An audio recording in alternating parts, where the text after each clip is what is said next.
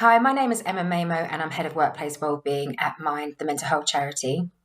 I've been hosting a series of short videos in partnership with the film and TV charity to support anyone working behind the scenes across the film and TV industry so you can make mental wellbeing a priority at work.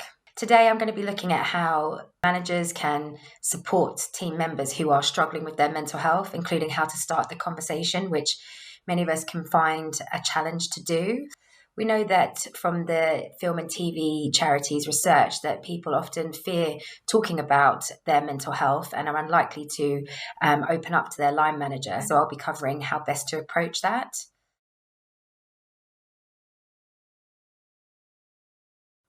I'm often asked, how do you spot the signs that someone is experiencing poor mental health? What I will say is that sometimes there aren't any outward signs, and that's why it's so important to create that open culture and regularly ask people how they're doing.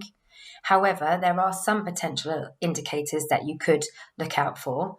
For example, any changes in someone's behaviour or mood or how they interact with colleagues.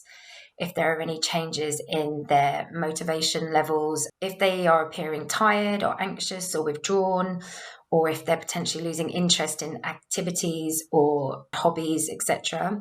Again, changes around someone's level of smoking or drinking. There may be times when you need to start the conversation because you're concerned about someone. So here are some general tips on how to approach that. First and foremost, it's about finding an appropriate place, a private room, office, meeting room to have that conversation. Or you might think it might be helpful to get out of the work environment and maybe go for a walk together. If it's in a virtual context, then it's again making sure that whichever space that you're in, that the other person's in, that you won't be disturbed and you can both focus on the conversation. Being very clear about confidentiality and asking them about who they are happy for that information to be shared with. For example, some of it might be helpful to share with their close colleagues, but again, you need to be led by that person and be very clear that they get to control who the information is shared with.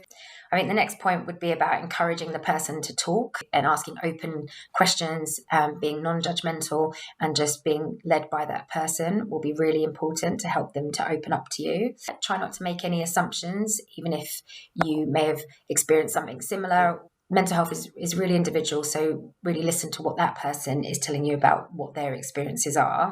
It'd be good to come up with an action plan about how you are going to support them in terms of what's been agreed, agreeing when you're going to maybe review that action plan just so they have that reassurance. The next point, I think, is about encouraging them to seek support if they need to from their GP. If your organisation has an employee assistance programme or other wellbeing support services, then signposting them to that. And then I think the final point is just about reassuring them. Once you talk about your mental health at work, you can't unsay it. So sometimes people aren't ready to talk about what's going on for them. So just making it clear that you're there for them and will support them if stuff is going on.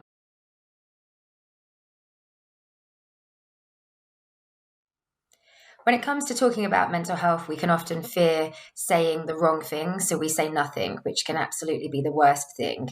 So hopefully the tools and advice I've offered today will help you feel more confident in having conversations about mental health, especially where you're concerned about a team member.